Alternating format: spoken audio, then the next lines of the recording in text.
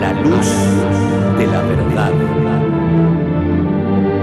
Programa presentado por la comunidad religiosa Iglesia de Dios del Nuevo Pacto.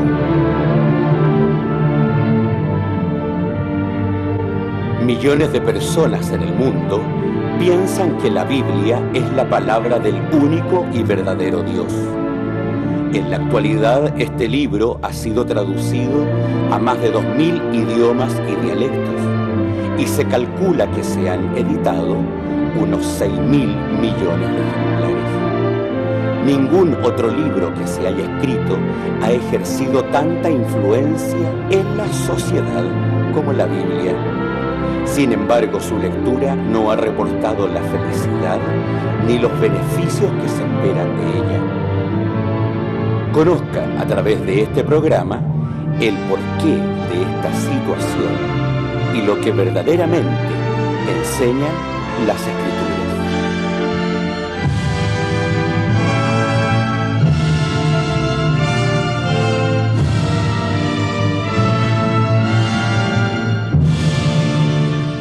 Un saludo para cada uno de ustedes que nos ha visto por tanto tiempo a través de esta plataforma, a través del Canal 5. Le damos la bienvenida para poderlos saludar nuevamente en esta nueva semana, esperando que hayan tenido también junto a los suyos un gran fin de semana largo y todo lo que pasó hace algunos sábados atrás. Algunos fines de semana atrás me refiero, y esperando también que podamos todos juntos hoy día compartir un trozo de la palabra de Dios, que es lo más importante, que los mueve principalmente. En este momento está nuestro pastor desde la región metropolitana, quien invito para que también pueda saludar a todos los que nos ven. Que Dios lo bendiga, pastor. Amén. Muchas gracias. Gracias a Dios, estimados oyentes, por poder tener una nueva oportunidad de compartir con ustedes de la palabra de Dios y del pensamiento de nuestra iglesia, en la medida que también pueda servirles a ustedes o pueda de alguna manera instarlo, ¿no es cierto?, a ayudarnos si usted piensa que estamos en algún error, porque la idea es que Dios solamente tiene la verdad y la rectitud, y nosotros tenemos que someternos a su palabra, y siempre ha sido a nuestra disposición, ¿no? Aunque haya muchas cosas que a la gente de pronto les parece extraña, pero es lo que entendemos de la palabra de Dios. Así que espero que sea para ustedes un buen encuentro en esta tarde. El Dios de paz les bendiga. Amén. Y bueno, nuestra dirección en internet, www.idnp.cl, nuestra dirección, esa es nuestra página web, y el correo electrónico iglesiasiglo21@gmail.com. Ahí nos puede escribir, también preguntar lo que dice nuestro pastor, y cualquier duda que tenga la pueda mencionar en ese correo, así también como todos los documentos que ya la iglesia tiene, por supuesto, subidos para que podamos todos juntos aprender de lo que Dios principalmente le dio a la humanidad. Vamos, antes de poder comenzar con la meditación que corresponde en este momento, vamos a ir a una pausa musical y volvemos en su programa A la Luz de la Verdad.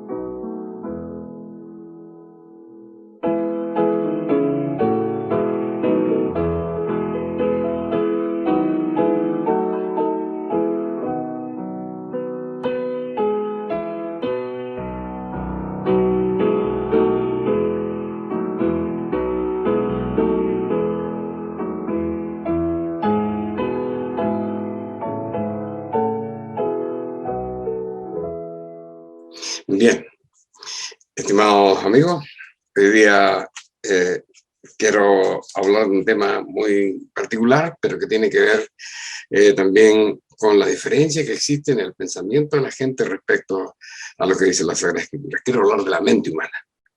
En la medida que el desarrollo de la ciencia crece a límites insospechados y el hombre se adentra en los misterios insondables de Dios entre sus hijos, se acrecienta maravillosamente la seguridad de su existencia. La importancia de sus revelaciones, que para muchos científicos parecen algo propio de la gente ignorante, ¿no? Entre las más interesantes investigaciones que se llevan a cabo, la que concentra mayor atención es aquella que tiene que ver con el hombre y la vida misma. Esa es la pregunta de siglos infinitos. ¿Qué es el hombre y por qué está aquí? ¿Qué es el alma? Son temas que desde hace siglos preocupan a los creyentes, a los ateos, a los filósofos, a los científicos y teólogos, cada cual en su propia interpretación de la obra creadora de Dios. A veces muy cercana a la verdad y otras veces dando por sentado lo que cada uno cree. Sin embargo, todo lo que nosotros necesitamos saber es que a nuestro alcance en la Sagrada Escritura solo nos basta creer, pues las cosas invisibles de Dios, su eterna potencia, su divinidad se echan de ver desde la creación del mundo, siendo entendidos solamente por las cosas que son hechas, de modo que lo que Dios enseña, lo que Dios piensa, lo que se ha escrito en la Sagrada Escritura, son cosas inescrutables, ¿no? Bien, del hombre y su propósito de existencia, hemos conversado muchas veces esto, y aunque mucho sea repetitivo, debemos todavía hacerlo varias veces más, porque cada día salen en el mundo nuevos pensamientos, nuevas ideas de pseudos maestros de las escrituras que siguen viendo el alma, por ejemplo, de algún pariente o un hermano estimado que ha fallecido, subiendo al cielo. Entonces, una falsedad, pero no es ese el tema que debe preocuparnos siempre, pero hay una situación que usted debe considerar, ¿no? ¿Qué es verdaderamente el alma? El alma es algo fuera de nosotros, verdaderamente sube al cielo cuando las personas mueren. Es una cosa verdaderamente aberrante que algún espiritualista cristiano pueda él ver que el alma de una persona va a subir al cielo, cuando las escrituras dicen que el alma es simplemente, ¿no es cierto?, la materia más el soplo de vida. Así dice la palabra en Génesis, ¿no es cierto?, cuando Dios dice, le dio forma a un poco de barro, le dio la forma de un ser humano, ¿no es cierto?, y después sopló sobre esa figura de barro, dice, y fue el hombre, dice, alma viviente, un alma viviente. Entonces, ahí vemos nosotros como de pronto las creencias de las personas que estudian la Biblia no se condicen con lo que la Sagrada Escritura enseña. Todo al parecer entendemos cómo funcionan nuestros sentidos, que nos permiten tener certeza de ciertas realidades, como por ejemplo el olor, el sabor, los sonidos, las imágenes. ¿Cómo entran a nosotros? ¿Cómo las podemos distinguir? En otro ámbito también podemos pensar, podemos imaginar, podemos conocer, podemos recordar, podemos entender. Es fácil darse cuenta que en estas últimas cualidades son muy diferentes a las anteriores. Sin embargo, todos las asociamos con acciones de la mente. ¿Pero qué es la mente? Esa es la pregunta hoy día, ¿no? ¿Qué es la mente? ¿Dónde está ubicada? ¿De dónde vienen nuestros pensamientos? ¿Qué dice la Biblia respecto a eso? Está claro particularmente para el mundo científico que mente y cerebro son dos cosas absolutamente diferentes. La palabra mente es un término que pertenece al mundo de la psicología. Entre tanto, la palabra cerebro es un término fisiológico. Hay algo que tiene forma, que tiene existencia, ¿no es cierto? Que lo podemos palpar, que lo podemos ver. Ahora bien, lo que generalmente nosotros llamamos la mente es el medio por el que el hombre puede pensar puede aprender, puede crear, puede imaginar, puede conocer, puede recordar, realizar proyecciones, etc. Por esto decimos que la mente, a diferencia del cerebro, se relaciona con la disciplina de la psicología, por lo que tiene que ver más que nada con los procesos racionales, emocionales y sensibles, y no tanto en cuestiones físicas y fisiológicas, aunque todas ellas están relacionadas también, perdón, de manera secundaria. Sin embargo, hasta la fecha, el mundo científico no ha logrado localizar el lugar de la mente en el cerebro, aunque por cierto se entiende que el cerebro procesa estímulos procedentes de ella a través del sistema nervioso central.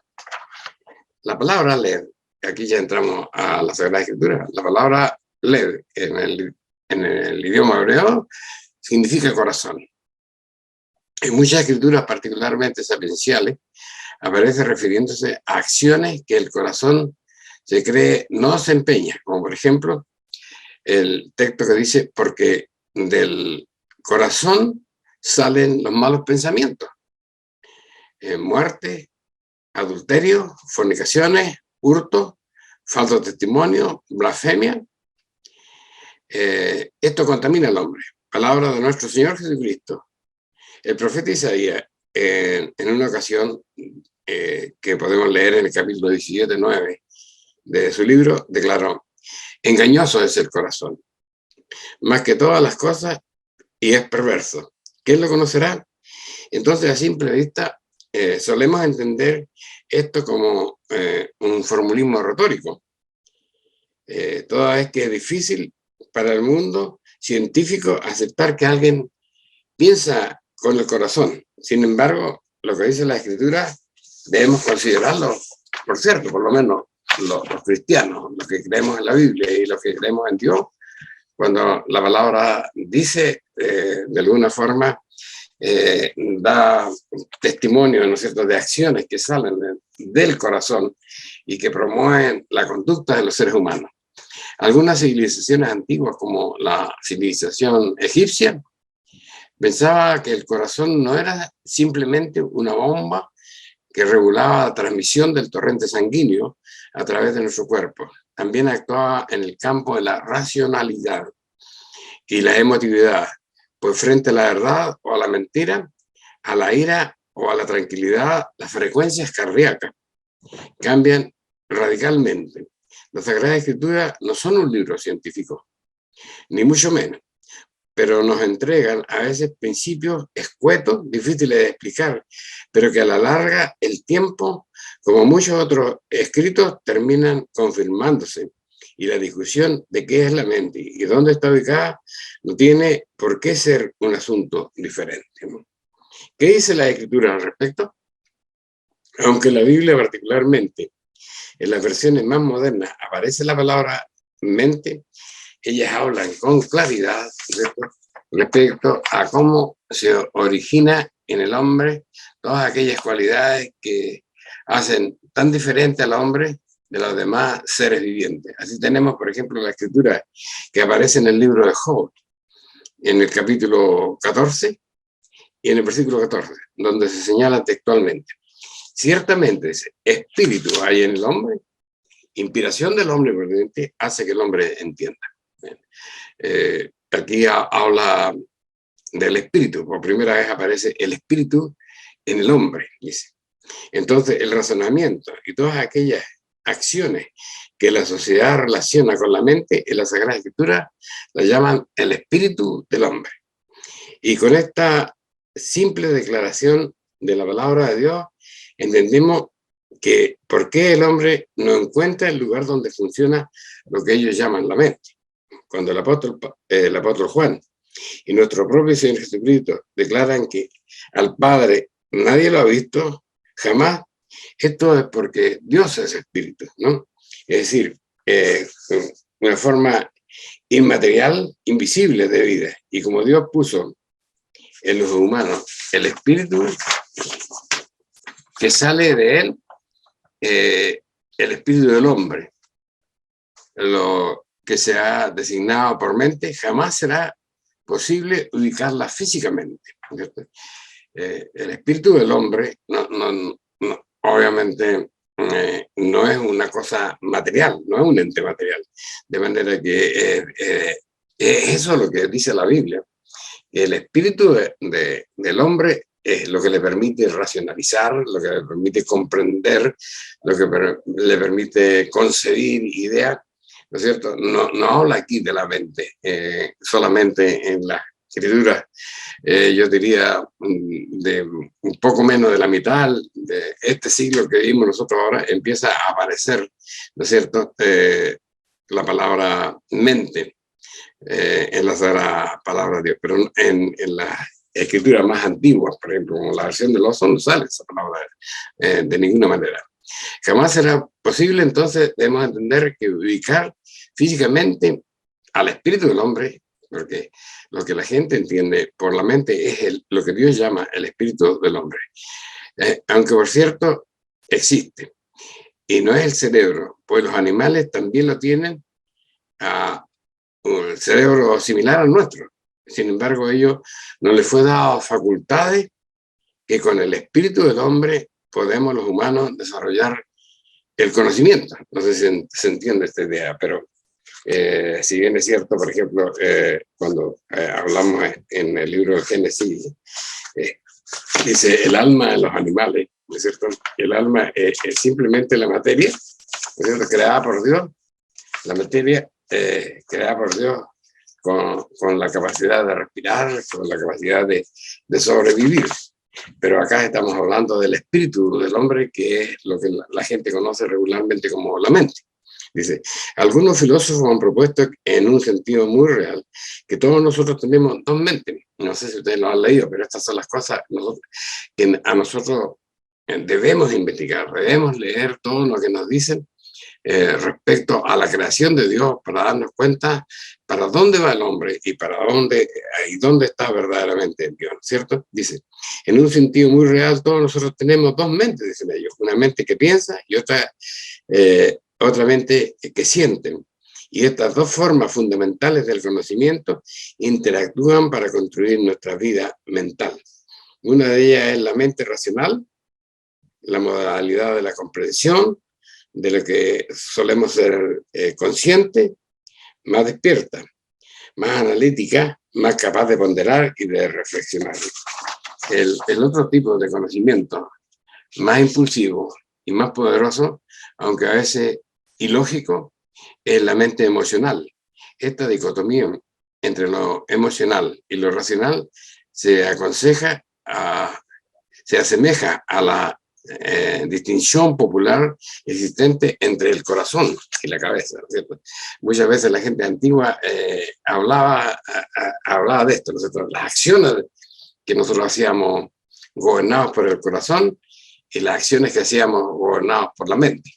Indudablemente que eso como una realidad existe, pero no proviene de las cosas que dice el hombre, que hay dos mentes en nuestro cuerpo, ¿no? Lo que nosotros tenemos es el espíritu del hombre, y ahí la formación del individuo, ¿no es cierto?, la aceptación de los principios divinos o no de los principios divinos, nos hacen actuar de un modo u otro en la medida que nosotros vamos aprendiendo. Es decir, saber que algo es cierto en nuestro corazón saber que algo es cierto en nuestro corazón pertenece a una orden de convicción distinto, de algún modo, un tipo de certeza más profundo que pensarlo con la mente racional. Existe una proporcionalidad constante entre el control emocional y el control racional de la mente.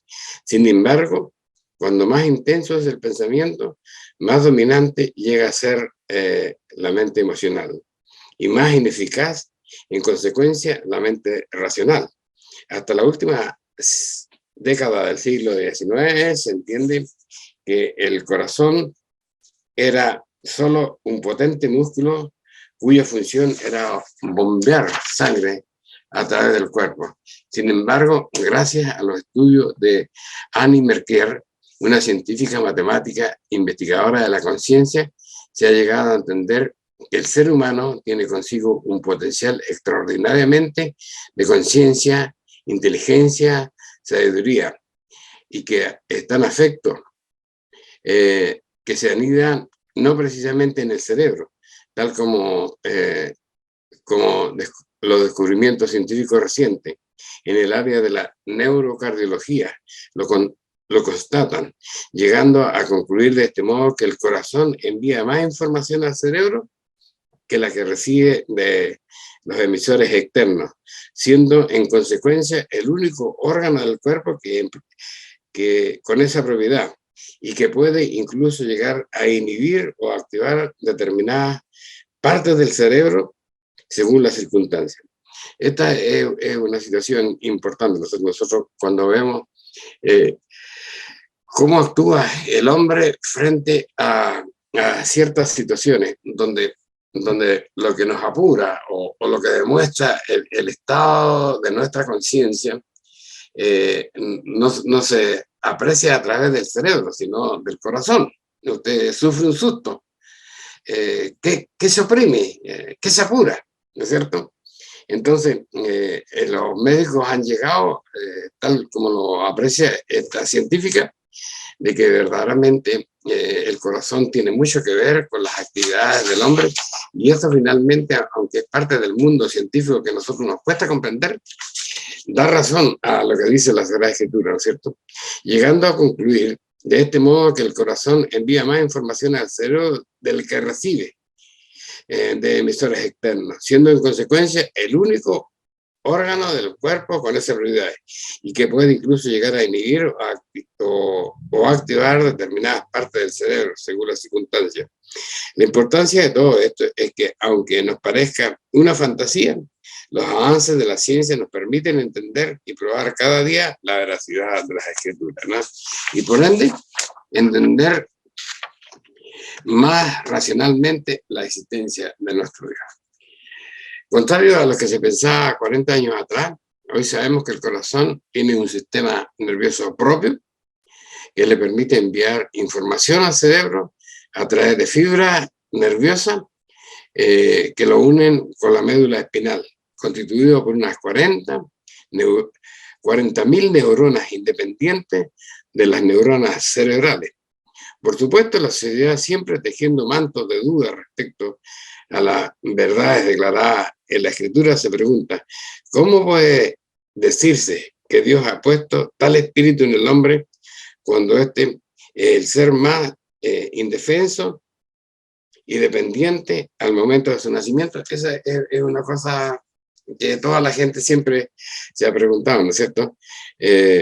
¿Cómo puede decirse que Dios ha puesto el espíritu en el hombre? Porque la Biblia dice que Dios pone el espíritu del hombre, pero la gente no entiende lo que verdaderamente explica la Sagrada Escritura. Cualquier animal, al momento de nacer, ya se puede parar, ya se puede buscar la forma de sobrevivir y obtener su alimentación. Sin embargo, los seres humanos, sin la ayuda de su madre, simplemente perecería en muy pocas horas. Por supuesto que no se necesitan estudios científicos para darse cuenta que lo que se llama la mente, el espíritu del hombre, no existe en un humano recién nacido. Somos entonces un alma viviente. Este es un punto importante que a los científicos les ha costado comprender, pero lo están aceptando porque no hay otra forma de explicar, por ejemplo, cómo nace un ternero. Y en lo segundo está de pie.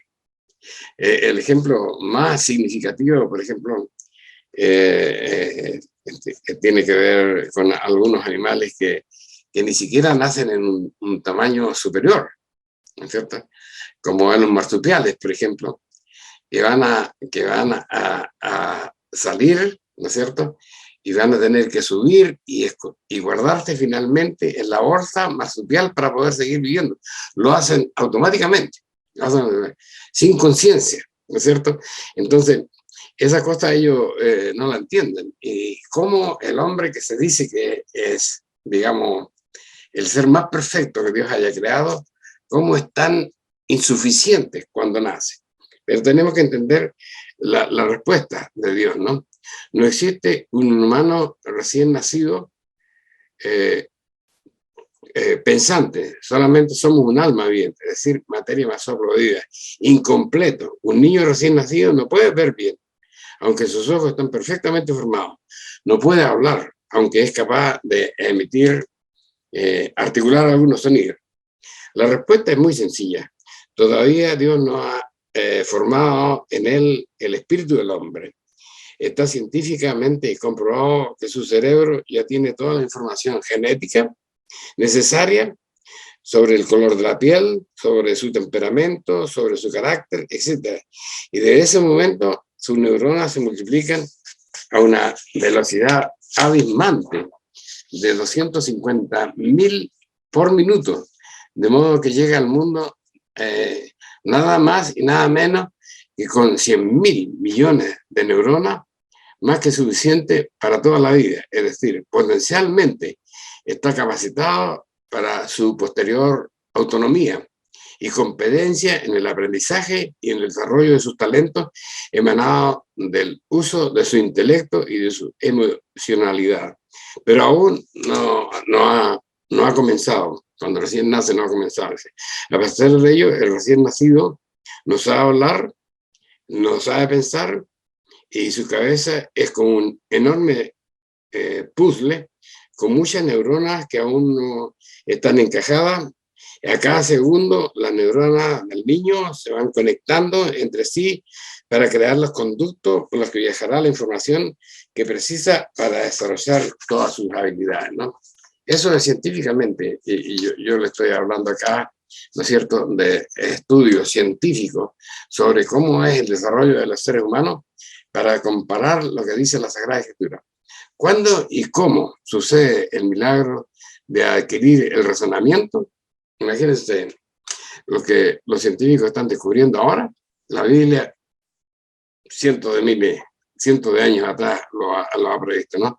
Aunque de forma tangencial, el profeta Zacarías, en el capítulo 12, nos va a aclarar cómo y cuándo comenzamos a poseer el espíritu del hombre.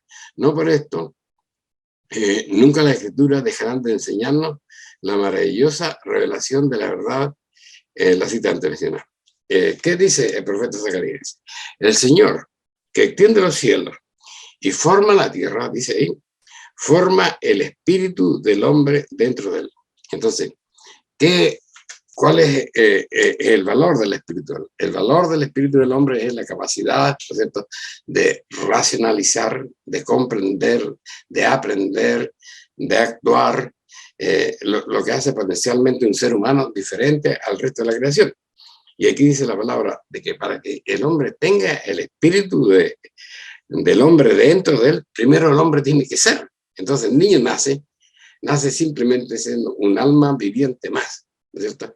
Que dice, cuando ya es alguien, ese es un proceso que nosotros nos podemos dar cuenta, cómo nace la guaguita, cómo se crían, cómo no saben nada, no saben hablar, apenas pueden ver. Sin embargo, en el desarrollo del tiempo van creciendo. Pero llega un momento, ¿no es cierto?, que si yo, 5 o 6 años, ellos ya empiezan a comprender, empiezan a definir lo que es bueno y malo, tal vez antes, ¿no es cierto?, a definir lo que es malo y lo que es bueno, y lo que es la alegría, lo que es la pena, lo que es el dolor, cosas que no pasan en los nonatos, ¿no es cierto?, no, en los recién nacidos. Según esta declaración, entonces, primero debemos existir. Y contrario a los que hablan del pecado original, en la primera infancia de todos los seres humanos está dispuesto para ello el reino de los cielos. Entonces, por ejemplo, cuando los apóstoles se molestaban con los niños que venían a nuestro Señor Jesucristo, ¿no es cierto?, ya eran infantes, ya. Ellos lo rechazaban. Y el Señor Jesucristo le dijo, dejad los niños venir a mí, porque de ellos es el reino de los cielos. Si es cierto, tal vez a la edad de 6, 7 años, en aquellos años, ¿no es cierto?, ellos podían ver algo especial, con su inocencia, con su limpieza, podían ver en nuestro Señor Jesucristo algo especial, porque ellos son limpios. No está todavía completado el proceso de la formación del espíritu del hombre dentro de ellos. Entonces ellos no saben del bien y el mal. Y en otra ocasión dice, cuando los apóstoles quieren saber quién de ellos es el más grande para pertenecer al reino de los cielos, Jesús les dice muy claramente, ¿no es cierto? Que traigan un niño adelante y dice que si no fuéramos como niños, no entraríamos en el reino de los cielos. ¿Y qué es lo que pasa en nosotros? ¿Cierto?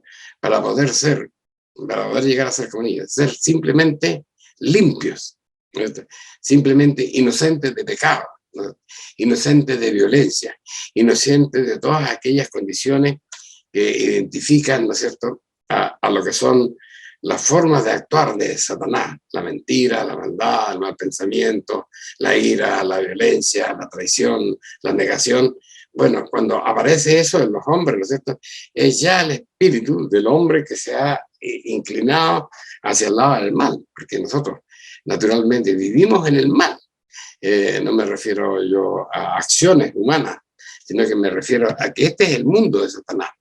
Y todo lo que está construido en el mundo está dispuesto, ¿no es cierto?, para que el hombre desarrolle el mal. Entonces, eso es lo que finalmente va a primar en cada uno de nosotros, en la medida que nosotros no tengamos la conciencia de la existencia de nuestro Dios. Y eso va a suceder en el futuro, o ya está sucediendo en toda la humanidad, en cómo son las juventudes ahora, cómo es la sociedad ahora, tan diferente. Científicamente, por ejemplo, se ha declarado ahora la diferencia de los niños nacidos, me parece que del 2000 años adelante, que son absolutamente diferentes a cómo nacieron los niños del siglo pasado. ¿Para qué hablar de nuestros tiempos cuando nosotros nos metíamos en un rulo y no nos podíamos mover? Éramos como las momias, menos posibilidades teníamos, pero ahora estamos en otro siglo y ahora los niños son de otra manera.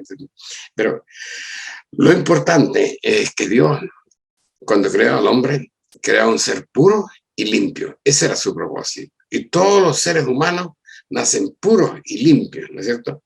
Pero dice la palabra que llega un momento en que cuando el hombre es cuando ya tiene la capacidad de recibir el espíritu del hombre, recibe el espíritu del hombre, y esto es que recibe la potestad, ¿no es cierto?, que recibe la potestad para tomar determinaciones sobre la propia vida.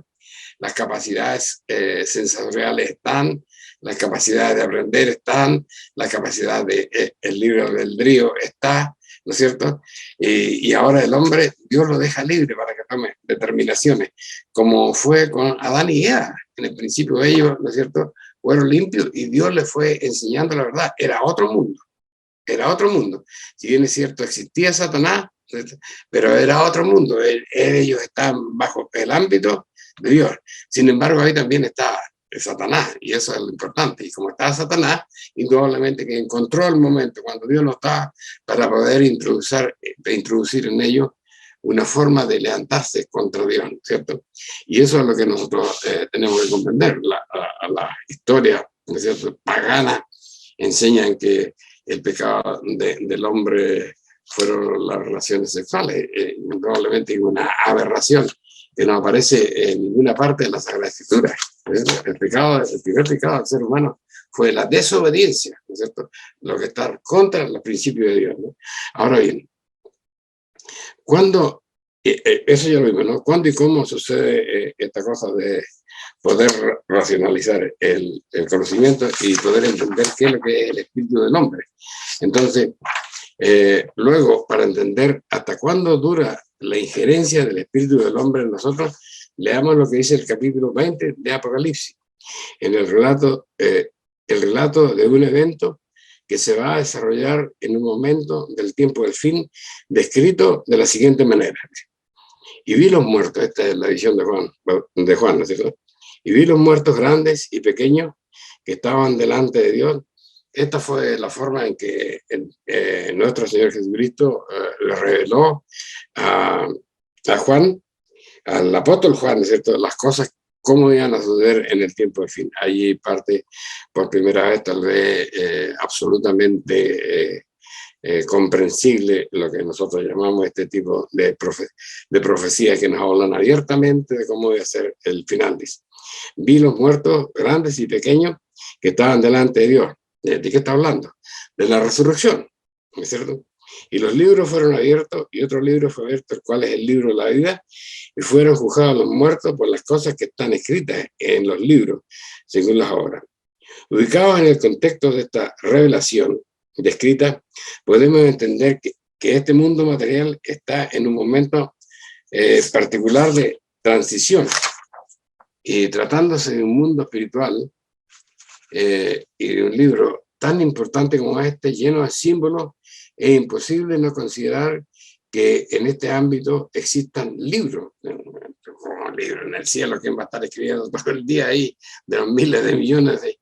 No, es una forma retórica de explicarnos un proceso, ¿no es cierto?, de que con la capacidad grandiosa e inigualable de la majestad de Dios, ¿no es cierto?, todo lo que nosotros somos como personas, ¿no es cierto?, está guardado en lo que es el espíritu del hombre. Nosotros hablamos de nuestra mente y hablamos de nuestra memoria cuando nos acordamos de cosas que hemos hecho en el pasado, ¿no es cierto? La Biblia no habla de la mente ni habla de la memoria como nosotros la conocemos, sino que habla del espíritu del hombre, ¿no es cierto? Entonces, dice acá,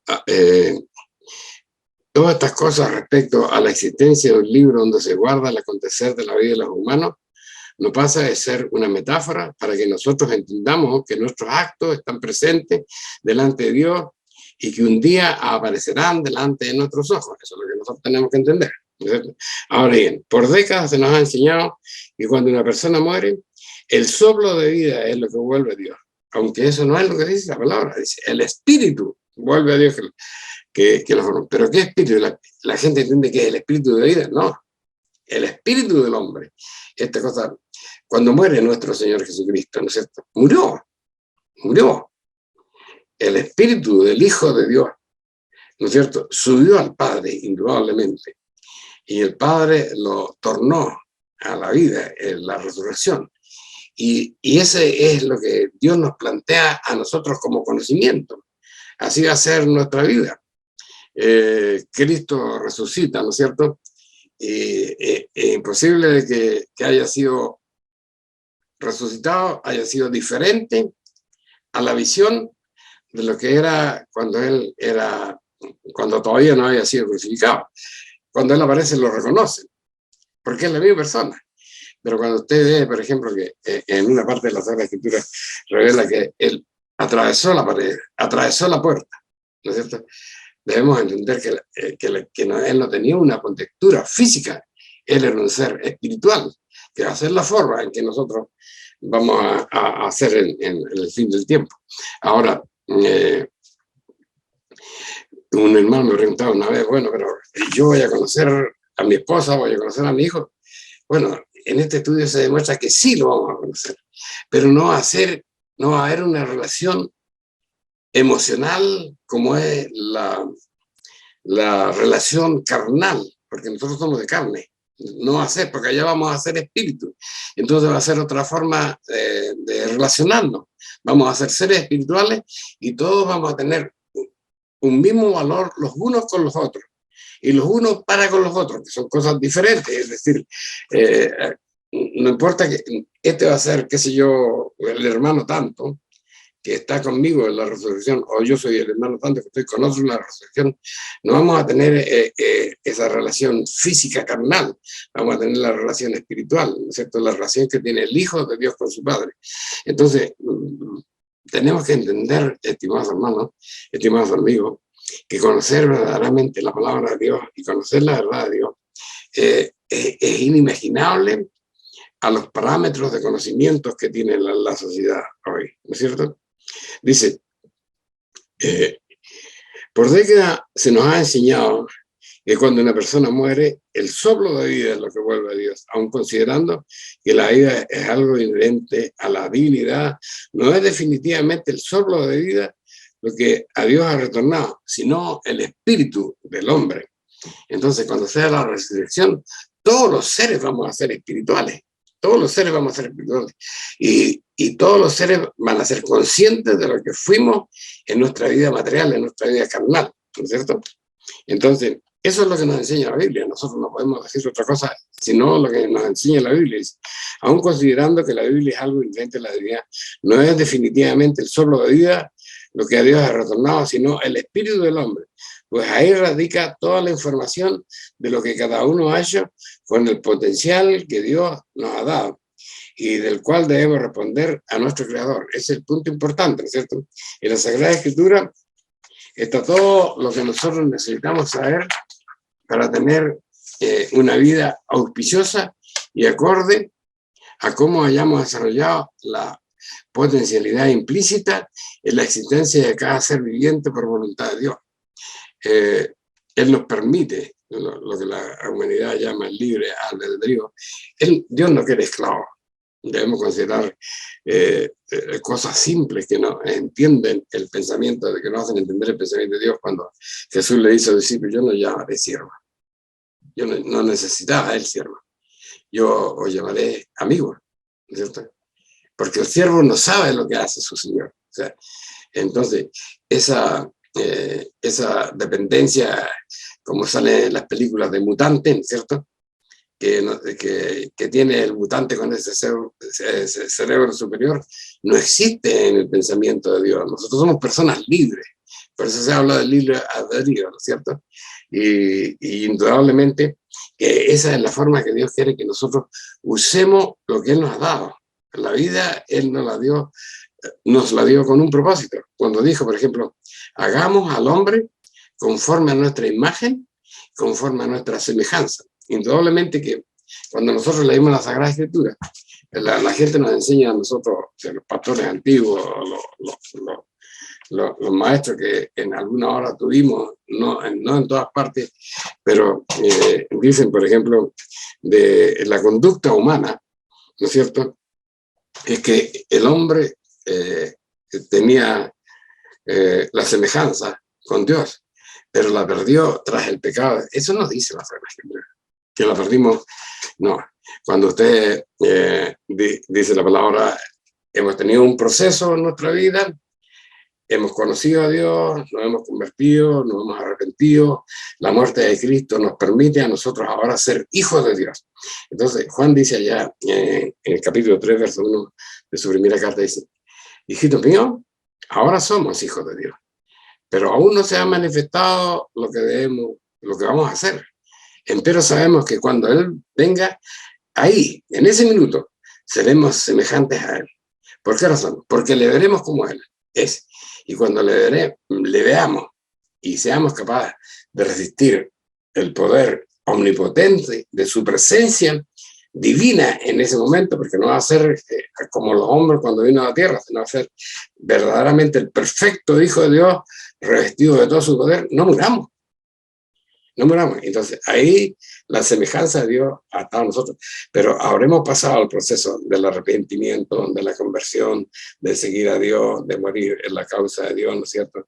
Y como dice el capítulo 7 de Apocalipsis, ser un día reconocido, ¿no es cierto? Y ser integrado a un solo pueblo como su iglesia mundial.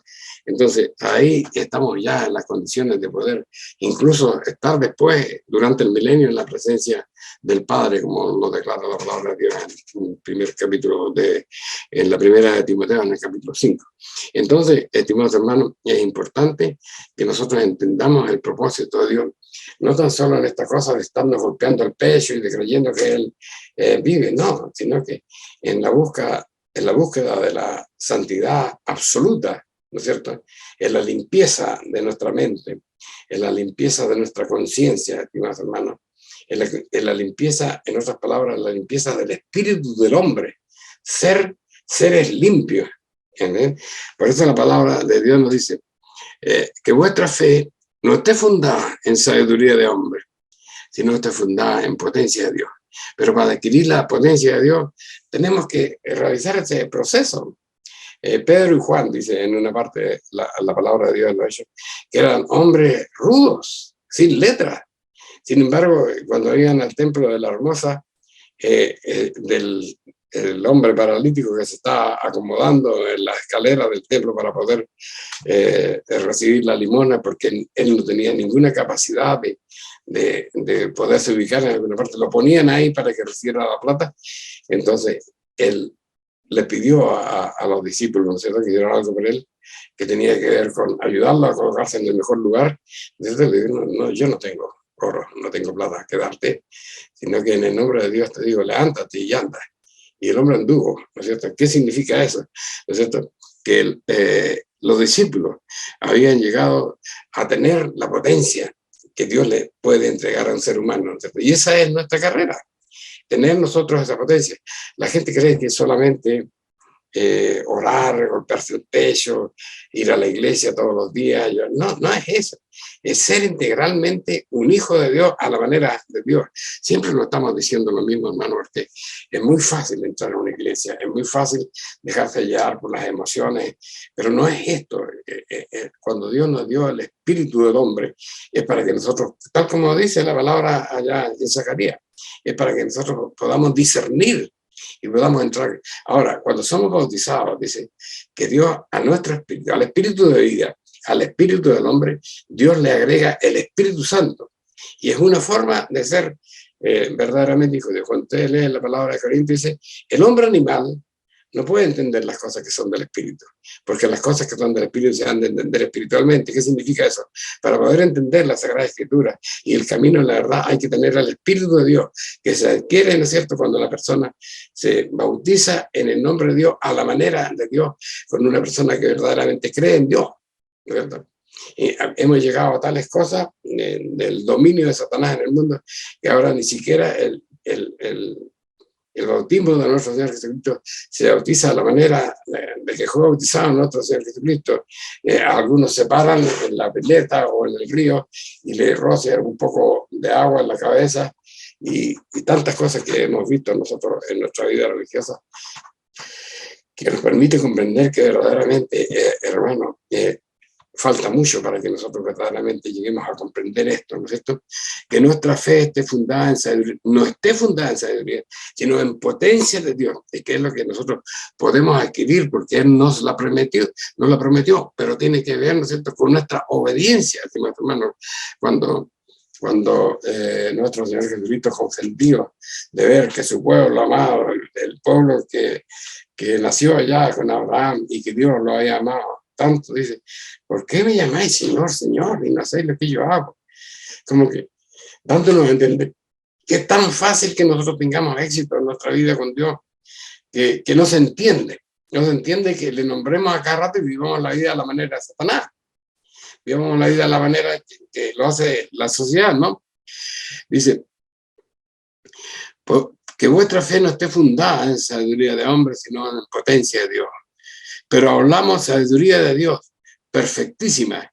Y esa sabiduría no es de este siglo, ni de los príncipes de este siglo que se deshacen. Sino hablamos de sabiduría de Dios en misterio, la sabiduría oculta. Estas cosas mismas que hemos conversado ahora, ¿no es cierto? Usted vea en cualquier iglesia cómo se trata, por ejemplo, el espíritu del hombre cuando muere, porque para ellos no existe más. Pero Dios lo tiene delante de ustedes. Cuando ustedes ven, por ejemplo, el capítulo 5 de Apocalipsis, dice, y yo vi las almas de los degollados que estaban, dice, clamando a Dios, diciéndolo, ¿hasta cuándo, Señor, no tiene misericordia?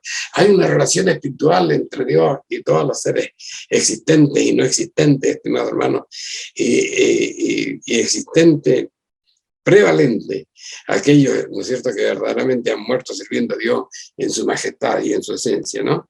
Por eso dice aquí, dice, no hablamos de sabiduría de hombres, sino hablamos de sabiduría de Dios. Estas cosas, ¿cierto?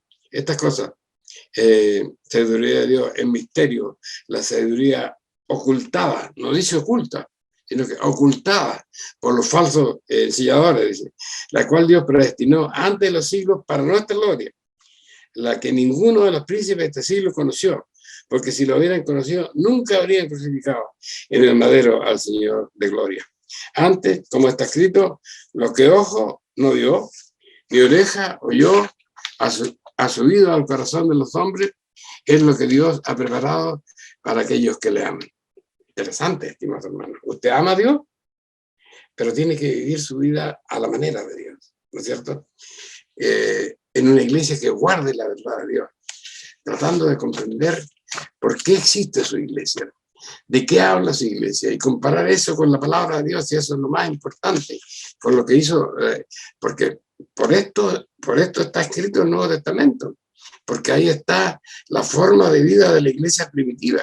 Cuando la gente dice, bueno, pero si todas estas cosas quedaron clavadas en la cruz, ¿pero qué quedó clavado en la cruz?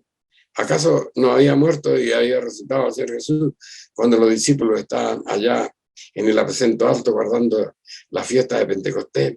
Esa maravillosa fiesta que permitió que el hombre pudiera conocer, ¿no es cierto?, la manifestación del Espíritu Santo de Dios, y cuántos miles de personas se convirtieron. Y eso no fue un milagro para los 12 apóstoles, es para cada uno de nosotros, para que nosotros podamos racionalizar. Imagínense ustedes que dice el texto ahí, que habían personas ahí en esos 4.000 o 3.000 personas, dice, que hablaban de diferentes idiomas todos, y los discípulos pudieron, no había amplificación como ahora, no había esta cosa que estamos hablando nosotros ahora, ¿no es cierto? Él se paraba ahí adelante y empezaba a gritar la verdad, y cada discípulo hablaba con un grupo de personas que hablaran una misma lengua, y tenemos que entender que en ese minuto se hablaron sin lugar a dudas 12 lenguas diferentes, porque a 12 personas, porque cada discípulo se dirigió a un grupo de personas particulares, y Dios hace estos milagros de grandeza, estimados hermanos, ¿no es cierto?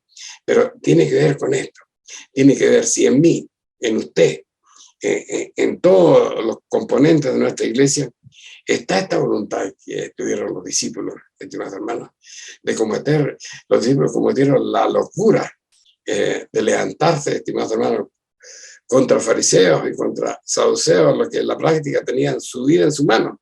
Y no solo contra ellos, sino tan solo como el imperio romano que estaba metido ahí también. Se levantaron contra todo, porque lo que el Señor Jesús le había enseñado era diferente. Y eso tiene que ser, estimados hermanos, para nosotros una pauta para nuestras vidas, ¿no? Podríamos tener tantas horas por delante para poder conversar de la palabra de Dios. Yo solo quiero que pueda quedar en la memoria de cada uno de ustedes a través de esta conversación, que la insondable sabiduría de Dios está abierta para todos nosotros, estimados hermanos.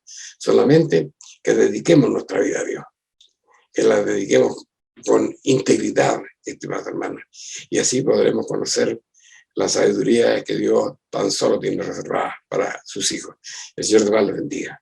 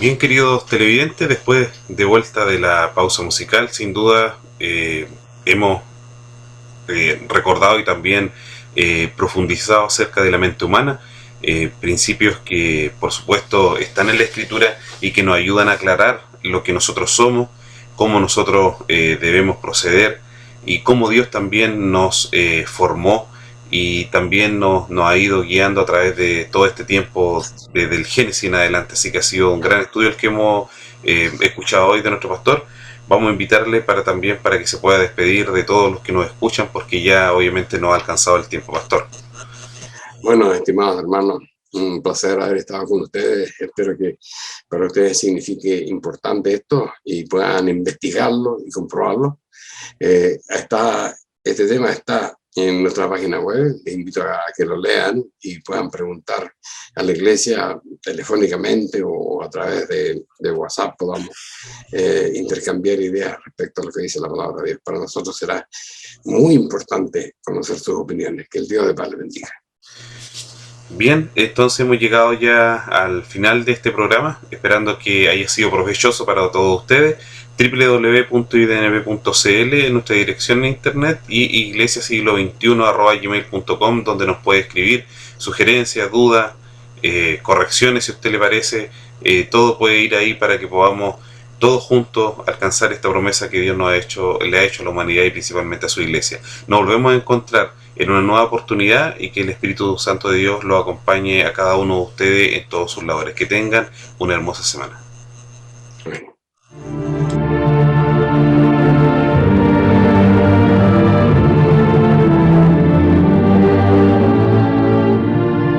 Si le ha interesado lo que hemos expuesto, le invitamos a escribirnos al correo electrónico iglesiasiglo21@gmail.com y a sintonizarnos en esta emisora la próxima semana en el mismo horario.